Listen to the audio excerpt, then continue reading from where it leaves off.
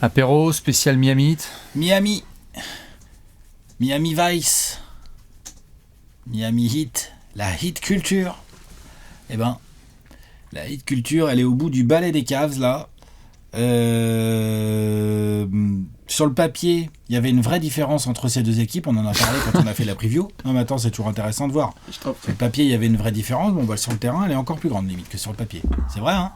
Quel enfer. Ouais. Et puis alors, ce qui est vraiment terrible, parce que bon, on va, enfin comment dire, on va pas, ce qu'on se disait en off, quoi. Là, on va pas faire l'analyse des Cavs là maintenant. C'est pas le sujet. Les Cavs, on va revenir sur eux quand on aura une preview à faire de demi de conférence. Bravo à eux. Bravo les Cavs. Ils ont grave fait le taf. S'il y a une équipe qui s'est pointée, bien dangereuse. ouais. Oula. Si vous avez toujours pas pris les Cleveland Cavaliers au sérieux, il serait peut-être temps de se réveiller. On est bientôt en mai. Waouh, Game 3 et Game 4, la façon, on va en effet s'occuper du 8, mais la façon plus 37 dont ils et ont, plus 55. la façon dont ils ont abordé ces deux matchs en déplacement, en augmentant leur niveau défensif, en étant toujours aussi appliqués et en appuyant, mais c'est même pas la tête de l'adversaire sous l'eau, là, ils lui ont mis le corps entier sous l'iceberg. Attaché au fond de l'eau là. Très très fort. Bravo les Cavs, mais en effet, comme tu le dis, on en reparlera dans la preview du. Ils ont même pas puisé dans leur retranchement, c'est peut-être le seul truc qu'on peut dire. Et donc limite, c'est impressionnant, c'est bien joué, c'est bien fait de la part des Cavs, c'est extrêmement bien géré collectivement, c'est un gros sweep, mais avec une grande application, des plans de jeu parfaitement bien exécutés et tout, mais comme en face c'était le Miami Heat, tu peux même pas te dire waouh, incroyable les Cavs. Non, tu peux dire ok, les gars ils sont là, ils se sont pointés en patron, voyons, contre un adversaire un peu plus sérieux, et Dieu sait qu'il y en a dans ces playoffs. Normalement t'as fait une Diana probable. Il y a à peu près 15 équipes plus sérieuses dans ces playoffs, hein, sur 16, je voulais faire les comptes. Parfait. Merci le Heat d'avoir été en playoff plutôt que les Hawks, hein. Comme ça vous êtes partis en pâté pour chat là en antenne nationale. Je préviens, désolé hein, les fans du Heat, vous allez me détester, mais dans cette vidéo je vais être insupportable avec la franchise parce que j'en ai plein le cul comme beaucoup de gens. La franchise avec le Heat c'était n'importe quoi, mais on va avoir l'occasion évidemment d'en parler. Mais nos amis les Cavs en effet ont fait le boulot. Ils ont été testés lors du Game 2 qui est surtout le match où Miami revient, on est dans un money time, ils ont la solution avec Donovan Mitchell, on a parlé en bien. C'était le match que Miami devait prendre. Ils l'ont pas pris. Le match que Miami aurait dû prendre tout à fait pour éviter le sweep, tout à fait d'accord. Parce que derrière, nous on était à Marseille, on a vu le Game 3, on créait des Wiggins MVP au lancer parce qu'on savait plus quoi foutre en fait. Et le Game 4, moi j'ai eu le bonheur de live tweeter cette daube où c'est monté à plus de à 60 points d'écart, on est monté. Il y avait 35-9 dans le premier quart-temps. Bah, c'est intéressant, on en revient aux Cavs, on va finir par arriver sur les Heat. Les Cavs, ils mènent 3-0.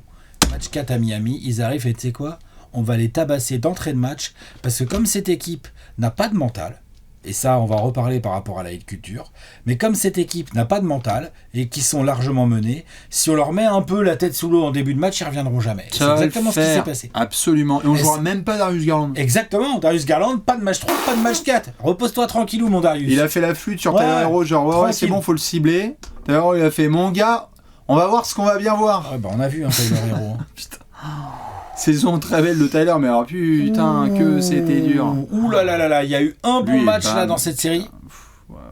Et c'est tout. Hein. Là, match 3, match 4. Ok, c'est dur. Ok, ton équipe, elle est beaucoup moins forte. Collectivement, il n'y a pas photo, mais là, oh là là là là. Puis dans le même soir, tu te fais manger par Sam Merrill quand même. Ouais. Hein.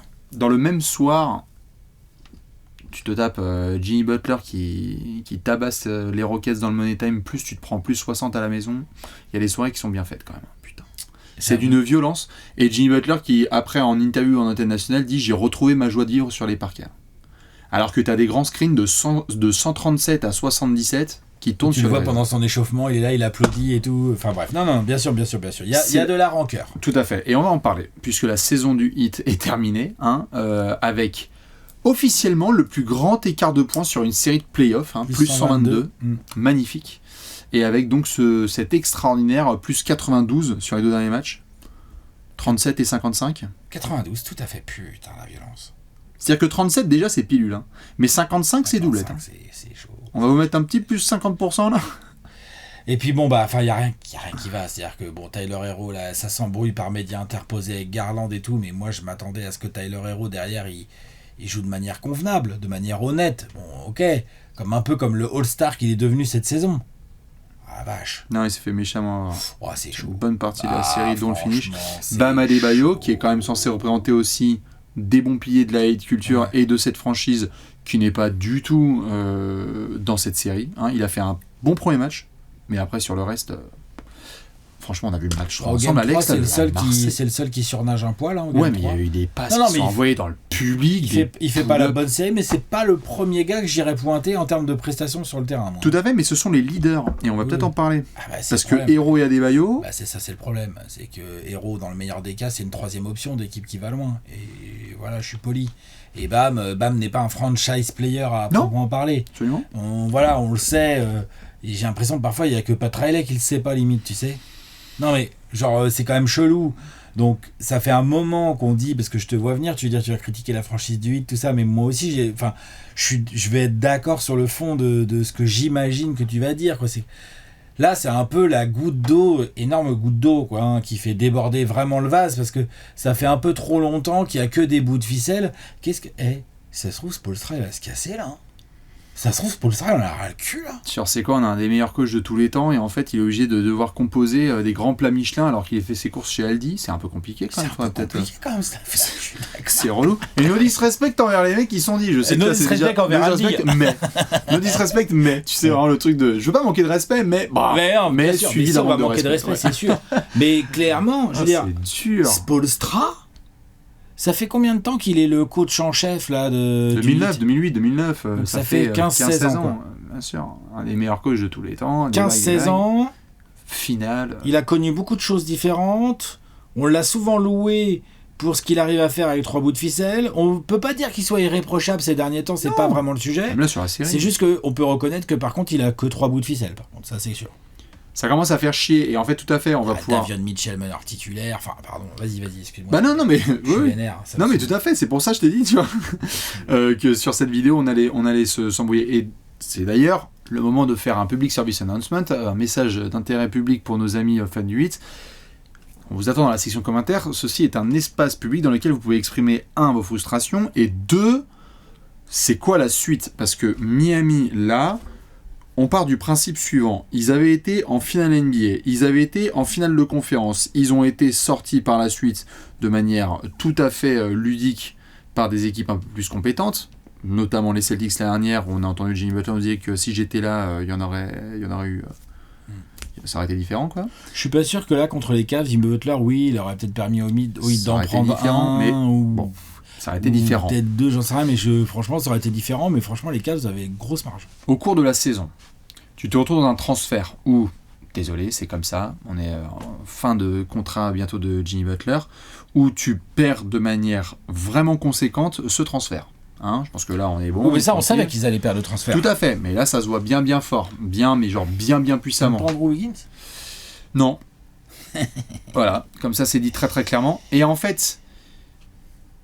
Je suis énervé pour les fans du Heat parce que, en fait, ils ont réussi à intégrer quelque chose dans leur construction d'ADN et dans leur Heat culture et la façon dont on a loué leur côté ultra travailleur, le développement de certains comme Ryan Akes qu'on a vu, les Bam Adebayo qui sont pas des top 10 pics de draft. Je sais. Il fatigue. Mais tu vois, ils ont réussi à développer quelque chose de très important et de fabuleux. Le run qu'on a vu en 2023. Non, mais il y a plein de choses. Ils nous ont sorti des joueurs de nulle part. Ils ont réussi à les développer, à les faire progresser. Il y a plein de choses intéressantes. C'est pour ça que je dis, c'est en effet des choses qui étaient très cool. Mais là, ce qui m'attriste pour les fans du 8, c'est que vu qu'ils ont instauré ces éléments-là, quand ils se font battre, et surtout là quand ils se font humilier et tabasser, il y a beaucoup de monde qui se réjouit. Il y a beaucoup de monde qui se réjouit que le Heat, justement, se fasse humilier.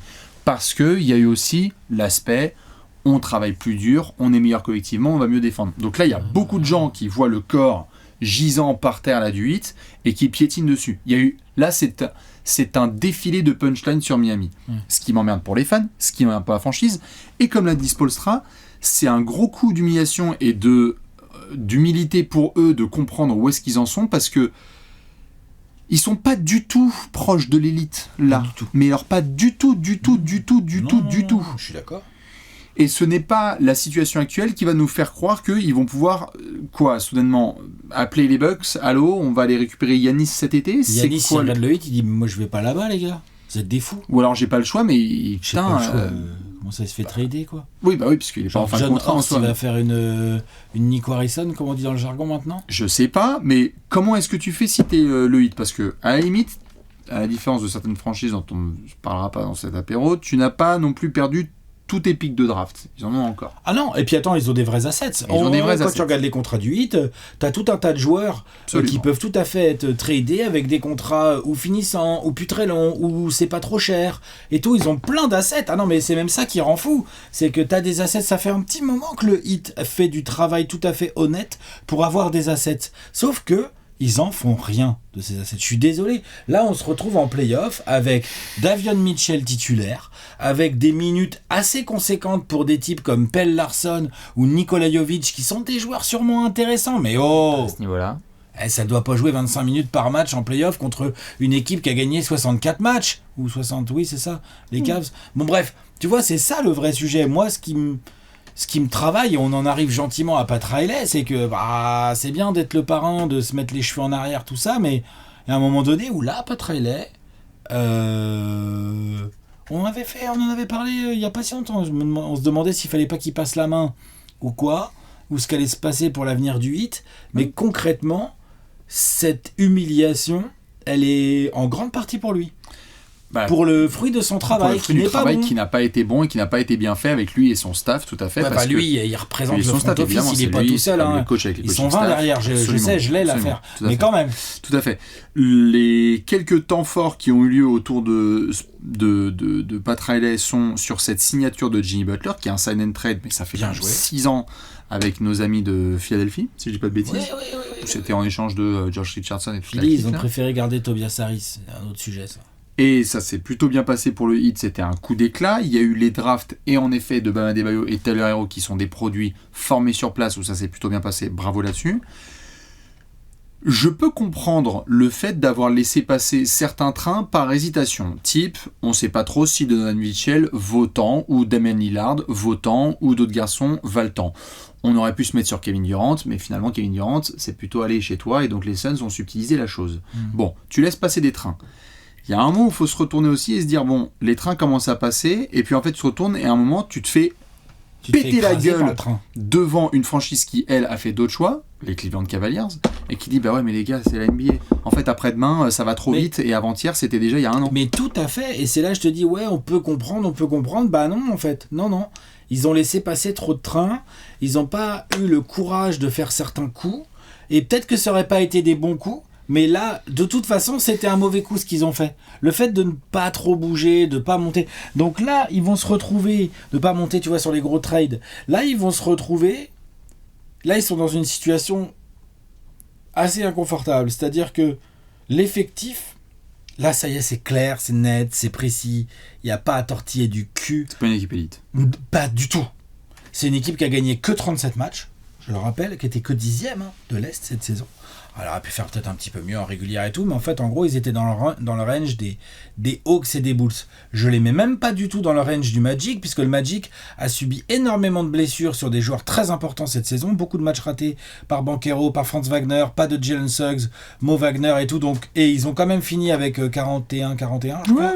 Et on voit bien, là, contre les Celtics, ils sont inférieurs aux Celtics, hein, mais ils se battent, ils envoient quelque chose, ils ont des jeunes joueurs à potentiel, avec des gros All-Stars. C'est l'équipe de Floride qui se bat le plus, et celle-là, je pouvais pas du tout la placer il y a encore quelques mois. Le Magic a plus de talent que ce hit. Oui, ou qui se bat plus que le hit. Ils se battent plus et ils ont plus de talent. Celle-là, c'est pas possible. Je veux dire, Paolo Banchero et Franz Wagner, à eux deux, ils ont plus de talent que tout le Miami Heat pour moi. Oui.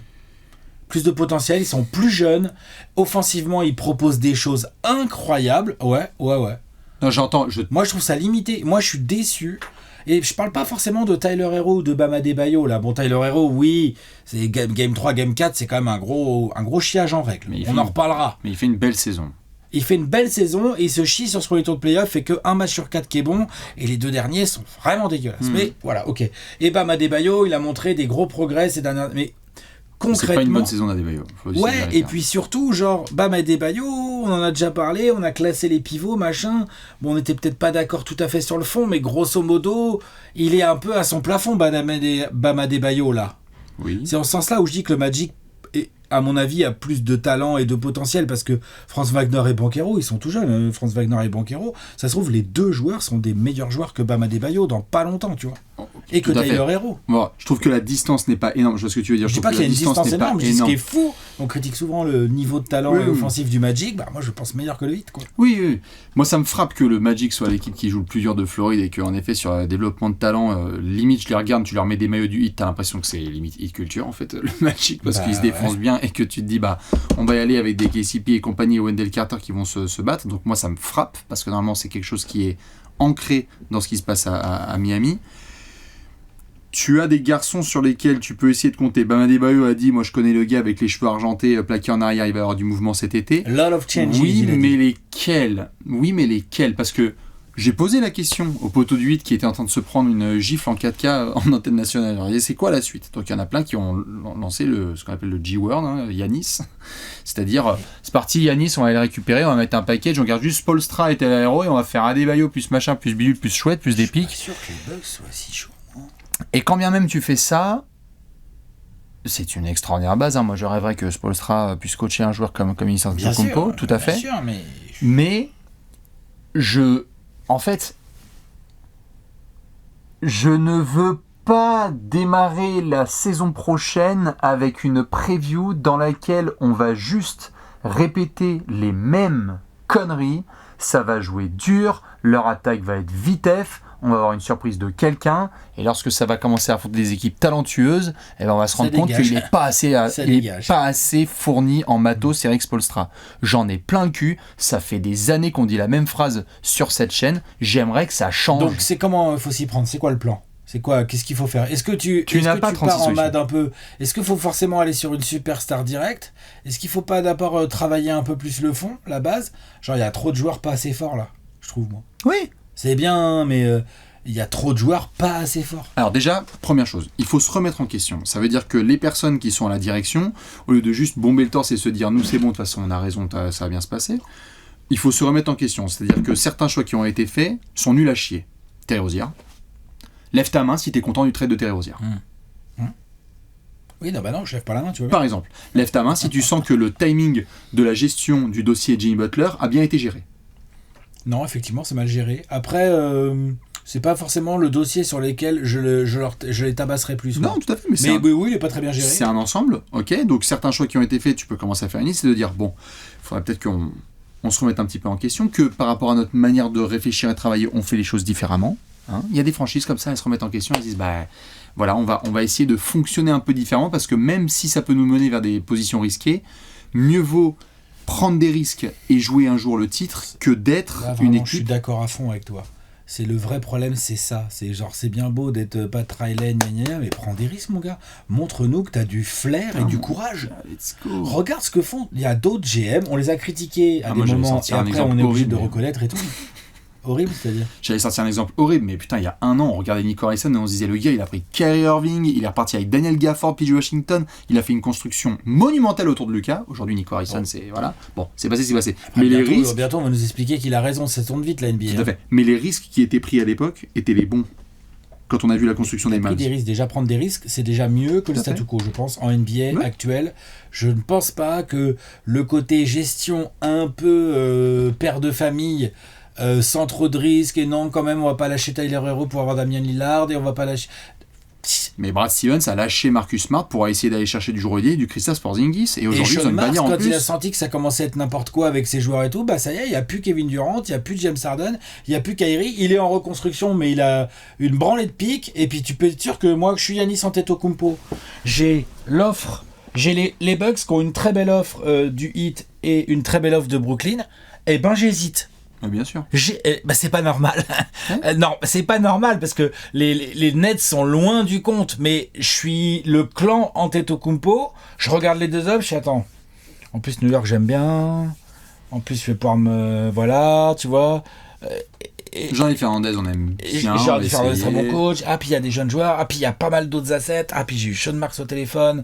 Le gars, il m'a dit qu'il était ultra ambitieux, qu'il allait aller se positionner sur, j'en sais rien, moi, Zion Williamson. Enfin, tu sais, j'en sais rien, genre une autre star pour accompagner Giannis tout de suite et tout. Je me demande si Pat Riley, quand tu Et dans les petits papiers du hit, je me demande si Pat Riley et son front office, je me demande si les joueurs les prendraient pas un peu moins en moins au sérieux aussi. Genre Pat Riley qui te fait des promesses de t'inquiète le projet et tout, bah là je pense qu'il y a pas mal de joueurs qui font ouais mais bon gros là en fait moi le projet je le vois là depuis 3-4 ans, depuis 2-3 ans, je suis pas sûr. Tout à fait. Ça joue ça. Hein. Exactement. Et on est en train de faire cet apéro en plein milieu d'un premier tour. Il y a le scénario ultime qui, j'espère... Tu sais quoi, j'allais dire j'espère ne va pas arriver au fan du 8, mais j'espère va arriver à Miami en termes d'organisation, c'est que là, il est co-responsable de la situation de Jimmy Butler.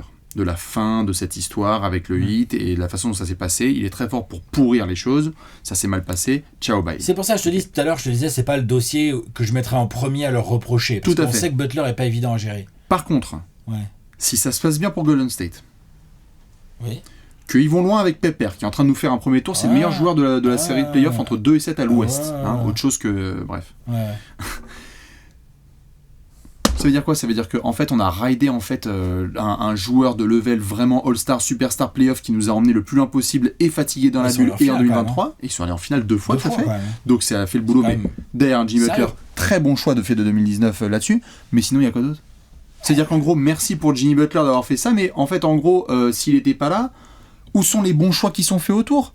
Parce que du coup, Jimmy Butler, il a suffi de le mettre ensuite dans une autre franchise pour qu'elle passe le cap. Les Warriors qui étaient Keblo, ils le récupèrent et ils vont essayer de bien avancer. Ils passent le cap. Pour l'instant, ils sont en train de se qualifier d'un premier tour potentiellement. Donc, il faut passer voir le cap, où ils vont aller. Tout à fait. Miami est allé en finale 2 fois. C'est passé du play-in tournament à essayer de faire mieux. Non, mais tu vois, voilà. Bien sûr. Oui, non, mais je comprends. Moi, ce que je reproche surtout, c'est plus de genre, vas-y. Package-moi des Niko Jovic, fous des Tyler Hero s'il faut, ou des Bam Adebayo, je m'en fous, mets-moi des pics et package-moi les contrats un peu pas trop mal en termes d'assets, c'est-à-dire le contrat de Jovic ou le contrat de Duncan Robinson, je m'en fous, mais vas-y, casse-moi ce truc et essaye d'aller me chercher.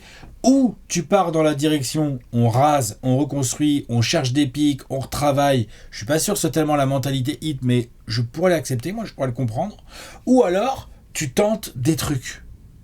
Ouais, tu dis c'est l'équipe de Bam Adebayo, ou tu dis c'est l'équipe de Tyler Hero, et on va. Ou alors tu dis on lâche ni l'un ni l'autre, mais on a tout plein d'assets autour et on veut ajouter un All-Star à cette équipe pour remplacer vraiment Jimmy Butler.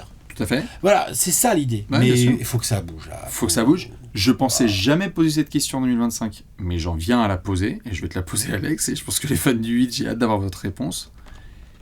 Qui est intouchable dans cette franchise ? Personne. Spo, je le mets dans un cran à part. Je croyais te parler de joueurs. Non, tout le monde. Tout le monde. De Pat Riley à Spo en passant par... Spo. Tu ne vires pas Spo. C'est mort. Par contre, attention.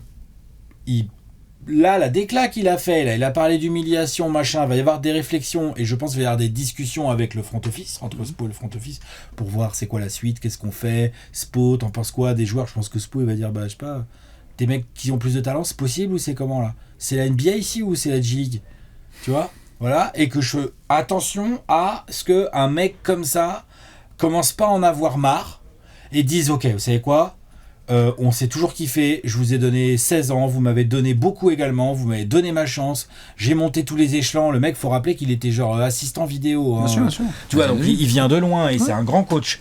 Spo, demain, s'il dit c'est bon, j'en ai marre, merci, au revoir, je resign, enfin je veux me casser. Mais tout le monde est dessus. Il y a 29 équipes qui le veulent. Hein. J'ai bien dit 29. Qui voudrait pas Spo, franchement ? Peut-être si, allez, quand même. Non. Les Bucks sont Doc Rivers quand même. Pardon. Non, mais tu vois, genre, je pense que, je sais pas, moi, par exemple, les Warriors avec Steve Kerr, je pense que tu t'as Steve Kerr, t'es quand même content, quand même. Il y a encore qui seront contents de remettre Butler avec... Tu vois, genre, je sais pas, les Clippers avec Tyronn Lue, ça se passe bien, ça avance, tu vas pas changer ton coach, quoi, c'est ça que je veux dire. Si je pose la question, c'est que Si je pose la question, c'est que c'était quelque chose qui était imprononçable et impossible de poser cette question il y a quelques mois. Je suis obligé de poser la question parce que Spo, pour moi, fait partie des intouchables. Pat Riley va falloir commencer à se poser des réelles questions et le staff qu'il y a autour parce qu'on cristallise tout autour d'un seul homme, mais le voit lorsqu'il y a de la dégringolade de franchise. Lorsqu'ensuite les dossiers tombent, on voit que le mec qui était responsable du recrutement n'était pas très bon. Et le mec qui était responsable du player development était peut-être pas très très bon. Je suis d'accord. Et le mec qui était là en scout... à chaque fois, on voit des différents niveaux je valide. où il faut se remettre en question. Et après, juste pour finir sur les joueurs, moi, c'est aucun personnel. joueur intouchable pour moi. Il n'y a aucun joueur intouchable. Bam, éventuellement. Et j'allais dire, la seule chose, c'est que Bam est le responsable de la transmission hit culture de Haslem à aujourd'hui. C'est-à-dire que s'il y a un mec qui peut faire la 10-15 ans à défendre comme un mort de faim, à jouer chaque match comme si ça pouvait être potentiellement le dernier, encore qu'il va falloir le refaire la saison prochaine, parce que Bam, il nous a fait une saison bonjour, en dessous de ce qu'il est capable de faire, notamment sur cette série de playoffs. Je dirais juste Spo et Bam avec une astérisque. Le reste... Ouais. Et s'il faut bottom, il faut bottom. Et donc ça te fait des assets, hein.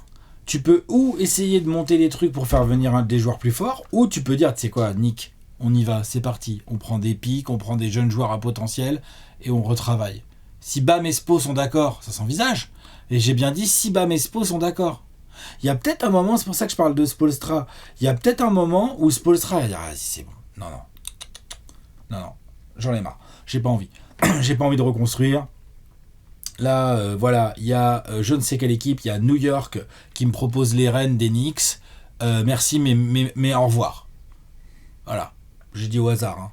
C'était une petite... voilà, quoi. Hein. Qu'est-ce que t'en penses, non ? Il y a les Spurs qui me proposent Wembanyama, D'Aaron Fox. Ciao, Miami. Non ? Tu serais pas content, toi, d'avoir Spo ? Voilà, c'est ça que c'est ça. Non, mais tu vois, il y a pas mal de franchises où on leur dit, ouais, c'est votre prochain coach, ça va Spo. Les mecs se rappellent déjà plus du nom de leur coach actuel. Hein, je te le dis direct. Hein. Ah oui, ça bégaye. Hein, ça bégaye. Incroyable. C'est un maniaque. Moi, j'adore. Aïe. Il est pas parfait, mais non. C'est un top coach qui peut t'emmener jusqu'au bout. Ah, il est fort. Franchement, il est fort. Et tout type d'ego à gérer. Il n'y a aucun problème. Il est fort.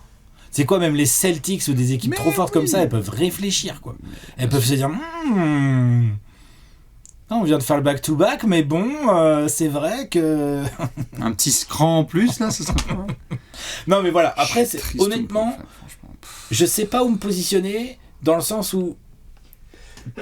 Est-ce qu'un mec comme Spoelstra, qui reste la clé de voûte encore plus que Bam, en fait, parce qu'il est encore là depuis plus longtemps, est-ce qu'il va dire, ok, allez, on rempile, on travaille, ou est-ce que justement, il en a plein le cul ? Non, je pense que Bam, il est...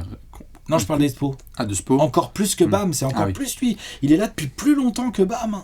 Donc, je veux dire, il a connu Wade et tout. Je pense qu'il y a une forme de loyauté. Je pense qu'on n'y est pas encore sur le côté Spo et Bam. Le seul scénario dans lequel je pourrais te rejoindre et valider ce côté Spo en a plein le cul, c'est si un coach avec autant de succès et parmi les plus grands coachs de tous les temps comprend en discussion avec son management que le Heat décide de bottom. C'est-à-dire, on va te faire revivre certaines années atroces à tes arrivées, encore qu'il y avait Dwayne Wade Prime, donc c'était quand même formidable. Mais, mec, on a besoin que tu gagnes 27 matchs la saison prochaine parce qu'en fait, on n'arrive pas trop à recruter des agents libres. Là... Spo, ça se trouve à dire, les gars, là, il va faire... pas envie. Les frères...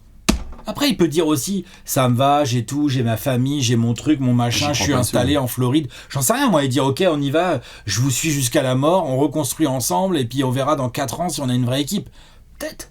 Mais il y a un risque. Il y a un risque. Surtout que, s'il y a la moindre rumeur, l'autre, il va avoir des coups de fil direct. Oui, bien sûr. Direct, il va avoir des coups de fil. C'est un peu différent du dossier Pop, où Pop, par exemple, à qui on pense évidemment, est passé par des années hyper glorieuses et a accepté, de par sa position, et puis parce qu'en plus il était quasi vice-presse en même temps, coach, vice-presse, GM, et puis caviste pour les Spurs, il a accepté, en discussion avec son staff, de passer par des années difficiles, là, notamment, et de tanker pour essayer de jouer à la loterie avec les règles de la NBA et finir avec un talent générationnel. Spo pourrait se lancer là-dedans. Hein. Et si c'est le cas, il faut s'assurer que ça aille à Spoelstra et que le Heat va dans cette direction, parce que semi-pivoter pour espérer avoir une superstar, 1, laquelle, 2, pendant combien de temps, 3, comment l'entourer, vu ce qu'on nous a montré là ces derniers temps,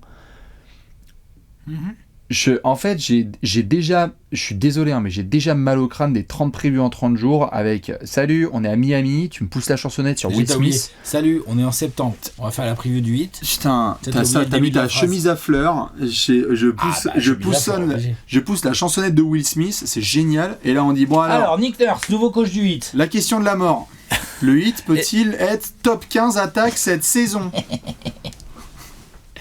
Attention le 8, à ne pas prendre de haut le 15 avril. J'en ai marre. J'en ai trop marre. J'en ai trop marre. J'en ai ras le cul. Non, mais on la fera plus celle-là. On sait. Donc voilà. Mais ils ont des assets. Duncan Robinson, Kyle Anderson, Davion Mitchell, Haywood Highsmith, j'en sais rien, moi-même Kelly Ware si tu veux, je m'en fous. Terry Rozier, tous ces types-là qui ont des contrats potables. Tyler Herro, il a un contrat, il a encore 2 ans derrière, mais il est payé de manière tout à fait... C'est honnête, pour un All-Star, il est 33 millions. Wiggins, il y a encore 2 ans derrière. Bam Adebayo, c'est lui qui a le contrat le plus long parce qu'il est encore 1 an derrière celle-ci et derrière il y a une extension qui kick. Il a signé, je crois, 165 millions sur 3 ans. Ouais, il a jusqu'en 2029 si on veut. Voilà, c'est ça. Donc tu peux construire. Pour moi, c'est ça. Maintenant, est-ce que tu as Spo dans la barque ? C'est une grosse question pour le Heat et qui est clairement, c'est sûr. Soit c'est déjà réglé, genre Spo il a dit TKT, je te suis jusqu'à la mort, Patoche et ton staff. Oui. Soit Spo il se dit bon, je sais pas, je vais voir. Voyons. Vraiment.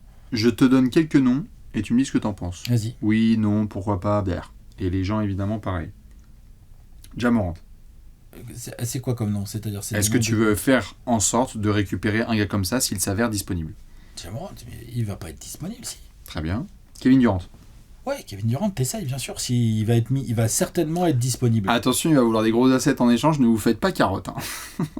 Ouais, franchement, les Suns, ça fait longtemps qu'ils n'ont pas carotté quelqu'un, c'est plutôt les Suns qui se font carotter. Très bonne cible. Vous allez vous prendre... Très bonne cible. Vous allez vous prendre un paquet de Rozier, Duncan Durant, bah, il arrive aujourd'hui à Miami, c'est le meilleur basketteur depuis LeBron. Non ? Bah, avec Wade, hein, mais tu vois, non, je dis des conneries ou pas ? Même à 36 ans, hein. Il te dope l'attaque du Heat d'une manière phénoménale. Et en plus, Durant Adebayo, dans un front de courte, c'est pas mal. J'aime bien. Booker. Ouais, Booker, tu rigoles. Booker, pardon, mais genre le mec, il a tout juste 30 ans. Et il est dans son prime. Zion. Par contre, Booker, pour le coup... Attends, juste, Booker, là, pour le coup, t'es obligé de lâcher des gros assets. Parce que c'est pas comme Durant. Durant, il a plus qu'un an de contrat et il est quand même vieillissant. Phoenix sera moins en position de force sur Durant. Sur Booker, Booker va falloir lâcher du très lourd. Je sais même pas si Miami a ce qu'il faut. Lamelo. Ouais, c'est ce genre de risque dont je parle. Zion. Oui, bien sûr. C'est ça dont je parle. Après, oui, ça se trouve, le mec va te jouer que 27 matchs, il va être blessé, je sais pas, mais si t'as vraiment la culture encore en toi, peut-être que tu peux mettre un peu en forme un Zion, lui montrer le droit chemin. Mais il te faut ce pot aussi. Hein. Trae Young. Oui, mais il va être disponible, Trae Young ? Non. Ah. Voilà, c'est bien ce qui me semble. C'est bien ce qui je me me semble. permets, mais pas encore, mais ça va venir. Brandon Ingram ? Oh. Quoi ? Il est plus fort que tous les ailiers de Miami. Oh là là là là. Il n'est pas plus fort que tous les ailiers de Miami. S'il vous plaît, mettez-moi une doublette Brandon Ingram, Andrew Wiggins, qu'on sous-performe à l'infini et l'opposé. L'enfer sur Anthony Simons ? Ah putain, faut viser plus haut. Ok, je prends d'autres noms. Ça va pas à Philly, Joel Embiid. Et viser plus haut et avoir plus de bons joueurs aussi. Joel Embiid. Ou Tyrese Maxey. Allez là, on y va là. Non mais tu vois ce que je veux dire ? Il faut viser plus haut, mais il faut aussi avoir plus de bons joueurs. Là, un des trucs qui fait grandement défaut à Miami, c'est que quand Tyler Herro se chie dans la colle là et tout, il y a personne. Il y a plus personne qui sait jouer là. On dirait qu'ils savent pas jouer au basket.